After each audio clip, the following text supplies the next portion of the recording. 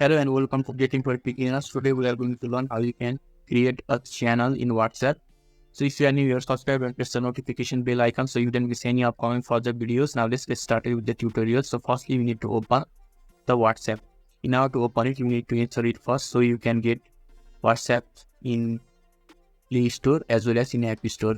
So after installing it, you just have to open the WhatsApp. When you have opened the WhatsApp successfully, in the top bar there are three options, that is chats, updates and calls. You just have to click on the updates button and this will be shown. As you can see, there is a channels option and on the right side there is a plus option of the channel. So you just have to click on the plus option and there are two options. You just have to select the first one, that is create channel. Just select on the create channel option. After that there is the continue button. You just have to click on the continue button. After that you can enter the name of your channel, describe your channel and the photographs for a channel, and you can just click on the create channel option that is right there and your channel will be created in WhatsApp. So this is how you can easily create a channel in WhatsApp. So if this video was helpful to you, give a thumbs up. Thank you.